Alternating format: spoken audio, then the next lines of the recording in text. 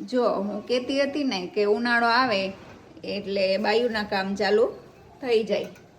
દાળુનું કામ પતી ગયું, હવે છે અથાણાનું કામ ચાલુ. શું બનાવો છો મમ્મી? આખી કેરીનો અથાણું. કોનું છે? આપણું જ છે બધી? આપણો જાનું. જો આ મસ્ત મજાનો ગોળાનો વઘાર કરી અને આખી રાત રાખી દીધો એટલે એ મસાલો ચડી ગયો. અને હવે આ કેરી ભરે છે.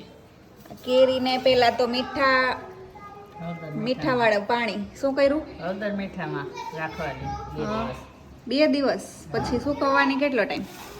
2-3 દિવસ સુકાઈ જાય સાવ ત્યાં. સાવ સુકાઈ જાય ત્યાં સુધી રાખી અને પછી છે ને આ બોળો વઘારેલો હોય ને એ ભરી લેવાનો. લૂછી નાખવાની. કપડું લઈને લૂછવાની. હા, અંદર. કેવી હોય કેરી? ઓલા ગોઠલાવાળી હોય કે ગોઠલા વગરની? ગોઠલા પછી કાઢી નાખવાના. અને આ શું છે? ખાખડીનું અથાણું કરવાનું છે. ખાખડીનું અથાણું કરવાનું છે. જો આ એના ખોખા બનાવ્યા છે અને એનું અથાણું કરવાનું. હવે આનું અથાણું છે ને બહુ મસ્ત લાગે, બધાને બહુ ભાવે. ખાટું ન લાગે, ખાટું ન ખાઈ શકતા હોય ને એના માટે આ સારું. અને આ થોડુંક ખાટું હોય, ખાટું ભાવતું હોય એના માટે છે.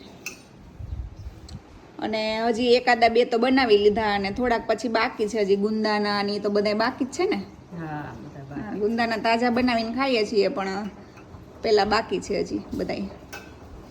ચાલો, અથાણા ખાવા હોય આવી જાજો, ઓર્ડર આપી દેજો સાસુમાને.